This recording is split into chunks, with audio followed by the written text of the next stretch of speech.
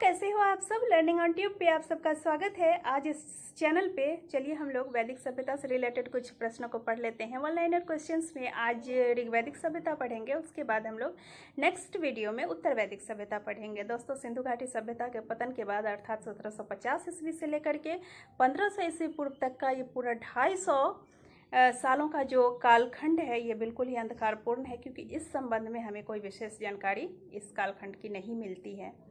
तो जैसा कि 1500 ईस्वी पूर्व से है 1000 ईस्वी पूर्व तक का ऋग्वैदिक सभ्यता, उसके बाद 1000 ईस्वी पूर्व से 600 ईस्वी पूर्व तक का उत्तर वैदिक सभ्यता। हालांकि यह दुर्भाग्यपूर्ण है कि हमें न तो सिंधु घाटी के संबंध में स्पष्ट और पूर्ण जानकारी मिल पाई है और न ही वैदिक सभ्यता के बारे में स्पष्ट और पूर्ण जानकारी मिल पाई है, क्योंकि दोनों ही कालखंड की कुछ चीज़ें तो मिली है, लेकिन उस कुछ चीज़ों का बिल्कुल ही प्रमाण उपलब्ध नहीं है। क्योंकि हालांकि जैसे हम देखते हैं कि संधव घाटी सभ्यता का सिंधु घाटी सभ्यता से रिलेटेड पुरातात्विक चीज़ें हमें बहुत ज़्यादा मिली हैं, लेकिन उनको जो व्याख्या करता है, पूर्ण प्रमाणित करता है साहित्यिक संदर्भ, वैसे साहित्यिक संदर्भ हमें नहीं मिल पाए हैं, क्योंकि अभी तक सिंधु घाटी सभ्यता की लिपि को पढ़ा ही नहीं जा सका है। तो कैसे हम समझ पाएंगे कि क्या चीज़ें लिखी गई है और क्या वो सिंधु घाटी सभ्यता से रिलेटेड है, और अगर रिलेटेड भी हैं तो किस तरह से क्या लिखा हुआ है। ठीक है, तो ये चीज़ें हैं। और किसी भी इतिहास को पूर्ण होने के लिए पुरातात्विक संस्करण और उसके अलावे पुरातात्विक जो प्रमाण है वो होना चाहिए, उसके अलावे उसको प्रमाणित करता हुआ साहित्यिक प्रमाण होना चाहिए, और इस संबंध में कुछ विदेशी विवरण जो हमें मिलते हैं वह सब भी होने चाहिए। तो ये सब सिंधु घाटी का भी नहीं है, क्योंकि पुरातात्विक सामग्रियाँ जो है सिंधु घाटी से बहुत ही ज़्यादा मिले हैं, लेकिन साहित्यिक जो सामग्री मिली है वो अभी तक तो पढ़ी नहीं जा सकी है। तो इस संबंध में कोई भी अनुमान लगाना अभी बहुत जल्दबाजी होगी। और दूसरी ओर वैदिक सभ्यता की ओर जहाँ तक हम बात करें तो वैदिक सभ्यता से संबंधित हमारे पास बहुत सारे साहित्यिक प्रमाण हैं, लेकिन उससे रिलेटेड पुरातात्विक सामग्रियों की संख्या बहुत ही कम है। तो इस हिसाब से वैदिक सभ्यता को भी पूर्ण इतिहास का दर्जा नहीं दिया जा सकता है। और लेकिन हमारे देश में जो इतिहास का पूर्ण रूप से अर्थात जो पूर्ण सत्यापित इतिहास जो होता है वो मौर्य साम्राज्य से स्टार्ट होता है। तो मौर्य साम्राज्य से संबंधित पुरातात्विक का भी प्रमाण भी मिले हैं और साहित्यिक प्रमाण भी मिले हैं, और उसको प्रमाणित करते हुए विदेशी संदर्भ भी मिले हैं, जैसे कि विदेशी लेखकों ने अपने अपने लेखनों में लिख करके जो कुछ भी लिखा है पूर्ण तरह से प्रमाणित करते हैं। तो चलिए आज हम लोग ज़्यादा बात नहीं करते हुए काम की बातें करते हैं और ऋग्वैदिक सभ्यता से रिलेटेड क्वेश्चंस पढ़ लेते हैं। ठीक है, और वीडियो पसंद आती है दोस्तों तो ज़रूर चैनल को सब्सक्राइब कीजिए, साथ ही लाइक और शेयर जरूर कीजिएगा। Thank you. तो पहला क्वेश्चन है, ऋग्वेद में किस यज्ञ का वर्णन सर्वाधिक बार आया है? ऋग्वेद में सबसे ज्यादा बार वर्णन सोम यज्ञ का आया है। आंसर हो जाएगा सोम यज्ञ। नेक्स्ट है, अथर्ववेद में दो संगठनों को प्रजापति की दो पुत्रियों के समान माना गया है। वे संगठन कौन कौन से हैं? वे संगठन है सभा एवं समिति, जिन्हें अथर्ववेद में प्रजापति की दो पुत्रियों के समान माना गया है। नेक्स्ट है, किस ग्रंथ में पंचम वेद के रूप में इतिहास एवं पुराण की व्याख्या की गई है? पंचम वेद के रूप में इतिहास एवं पुराण की व्याख्या पुराणों में की गई है। आगे है क्वेश्चन नंबर 4, देवताओं में से किसे त्रयंबक अर्थात 3 बहनों या 3 माताओं वाला कहा गया है? तो देवताओं में से त्रयंबक या फिर 3 बहनों या माताओं वाला रुद्र को कहा गया है।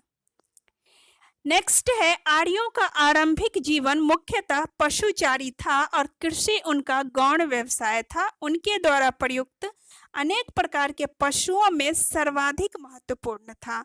तो सबसे ज्यादा जिन पशुओं को महत्व दिया जाता था वह पशु था घोड़ा, क्योंकि आर्यों को घोड़े से विशेष लगाव था।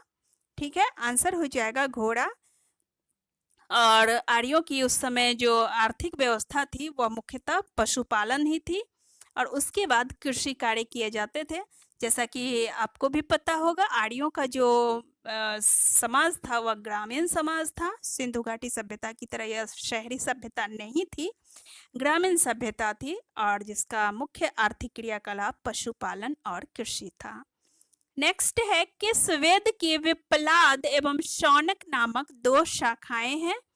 तो अथर्ववेद में विप्लाद एवं शौनक नामक दो शाखाओं का वर्णन किया गया है। तो आंसर हो जाएगा अथर्ववेद की दो शाखाएं हैं विप्लाद एवं शौनक। आगे है क्वेश्चन नंबर 7। उपनिषदों की कुल संख्या 108 है, जिनमें से सिर्फ 12 उपनिषदों को सर्वाधिक प्राचीन और प्रमाणिक माना गया है। इनमें से शंकराचार्य ने कितने उपनिषदों पर भाष्य लिखा है? शंकराचार्य ने भाष्य लिखा है आरंभिक 10 पर, अर्थात जो 12 उपनिषद सबसे ज्यादा प्रमाणिक और प्राचीन है उनमें से 10 पर शंकराचार्य के भाष्य लिखे गए हैं, और वैसे उपनिषदों की कुल संख्या है 108। नेक्स्ट है लोकप्रिय गायत्री मंत्र का उल्लेख किस वेद में किया गया है? गायत्री मंत्र का उल्लेख ऋग्वेद में किया गया है। आगे है शूद्र का सर्वप्रथम उल्लेख ऋग्वेद के किस मंडल में मिलता है? ऋग्वेद के 10वें मंडल अर्थात दशम मंडल में शूद्र का सर्वप्रथम उल्लेख मिलता है। दशम मंडल का एक पुरुष सूक्त है, उसी सूक्त में वर्ण विभाजन अर्थात चारों वर्णों के बारे में भी जानकारी दी गई है, और इसमें शूद्र के विषय में भी उल्लेख किया गया है। नेक्स्ट है वैदिक काल में मनोरंजन के साधनों में पासे का खेल बहुत लोकप्रिय था। इस खेल में राजा के सहयोगी को क्या कहा जाता था? तो पासे का खेल वैदिक काल में मनोरंजन के लिए वैदिक आर्य बहुत ज्यादा पसंद करते थे, अर्थात कमोबेश सबकी इसमें रुचि थी पासे के खेल में। और इस खेल में राजा जब खेलता था तो राजा को सहयोग प्रदान करने के लिए एक व्यक्ति जो होता था उसको अक्षवाप कहा जाता था। नेक्स्ट है क्वेश्चन नंबर 11। संपूर्ण वैदिक साहित्य को 4 श्रेणियों में विभाजित किया जा सकता है, जो उनकी रचना के 4 चरण भी माने जाते हैं। वे 4 श्रेणियां हैं।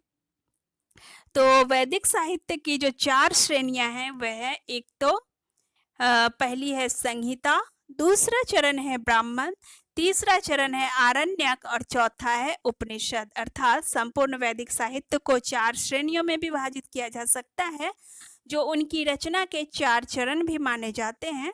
तो वैदिक साहित्य के ये 4 चरण हैं। सबसे पहले तो संहिता, फिर ब्राह्मण, और उसके बाद आरण्यक, और लास्टली उपनिषदों की रचना होती है। याद रखने के लिए इसको इस रूप में मैं याद रखती हूँ, संब्रा आऊ। हालांकि आपका तरीका अलग भी हो सकता है, क्योंकि पढ़ने का हर इंसान का अलग अलग तरीका होता है। ठीक है, तो आपको किस तरीके से समझ में आता है ये आप पे डिपेंड करता है। ठीक है, और मैं ऐसे ही याद करती हूँ संब्रा आयु। ठीक है, तो इसको ध्यान में रखना है। संब्रा आयु था संपूर्ण वैदिक साहित्य के रचना चरण का। नेक्स्ट है अधवर्यु यज्ञ के विधि विधानों के समुचित रूप से संपादन के लिए उत्तरदायी होता था। उसके लिए अपेक्षित मंत्रों की संहिता थी यजुर्वेद। आंसर हो जाएगा यजुर्वेद। अधवर्यु जो था वह यज्ञ के विधि विधानों के समुचित रूप से संपादन के लिए उत्तरदायी होता था, अर्थात यज्ञ के विधि विधानों का समुचित रूप से संपादन हो सके, इसके लिए यह मतलब कि समुचित रूप से जो व्यक्ति इसका संपादन कर पाता था उसको अधवर्यु कहा जाता था, और उसके लिए जो मंत्र की रचना थी उस मंत्रों की संहिता को यजुर्वेद कहते थे। ठीक है, अर्थात यजुर्वेद में यज्ञ से संबंधित विधि विधान और कर्मकांड इत्यादि दिए गए हैं। नेक्स्ट है ऋग्वेद के दूसरे मंडल से लेकर 7वें मंडल तक को क्या कहा गया है? तो आंसर हो जाएगा वंश मंडल। अर्थात ऋग्वेद के दूसरे से लेकर के 7वें मंडल को वंश मंडल कहा गया है। आगे है क्वेश्चन नंबर 14। किन 2 मंडलों में ऋग्वैदिक आर्यों के लौकिक जीवन व दार्शनिक चिंतन के साक्ष्य उपलब्ध होते हैं? ऋग्वैदिक आर्यों के लौकिक जीवन और दार्शनिक चिंतन की अगर बात करें तो इसके साक्ष्य पहले और 10वें मंडल में मिलते हैं। तो ऋग्वेद के पहले और 10वें मंडल में, ठीक है। आंसर हो जाएगा लौकिक जीवन और दार्शनिक चिंतन के साक्ष्य किन मंडलों में मिलते हैं? तो पहला और 10वां मंडल। आगे है, जिस ऋषि ने दक्षिण भारत का आर्यकरण किया था वे थे। तो दक्षिण भारत का आर्यकरण करने वाले ऋषि थे अगस्त्य, अर्थात उत्तर भारत से दक्षिण भारत की तरफ आर्य सभ्यता और संस्कृति का प्रचार जिस ऋषि ने किया था वह ऋषि थे अगस्त्य। नेक्स्ट है, वैदिक समाज का 4 वर्णों में विभाजन का स्पष्ट उल्लेख किस ग्रंथ में प्राप्त होता है? वैदिक समाज का 4 वर्णों में विभाजन का स्पष्ट उल्लेख ऋग्वेद के पुरुष सूक्त में प्राप्त होता है। आगे है क्वेश्चन नंबर 17, वैदिक आर्यों द्वारा उत्पादित सबसे प्रमुख खाद्यान्न था। तो सबसे प्रमुख खाद्यान्न जो वैदिक आर्य उत्पादित करते थे वह था यव, अर्थात जौ, ठीक है, जिसे हिंदी में जौ कहते थे।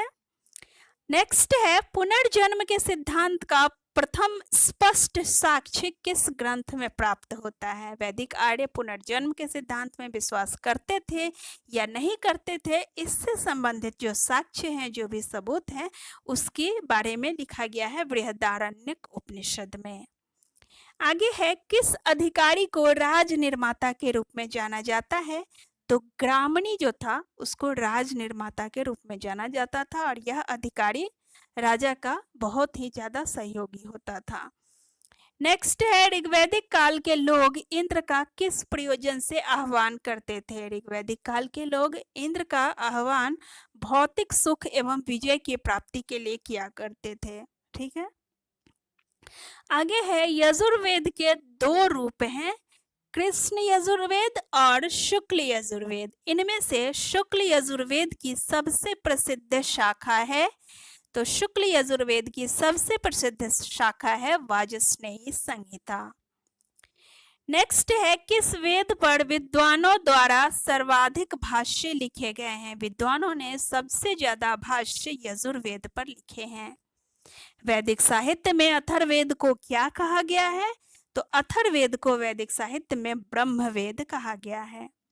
ऋग्वेद में यमुना का कितनी बार उल्लेख मिलता है? आंसर हो जाएगा ऋग्वेद में यमुना का 3 बार उल्लेख मिलता है।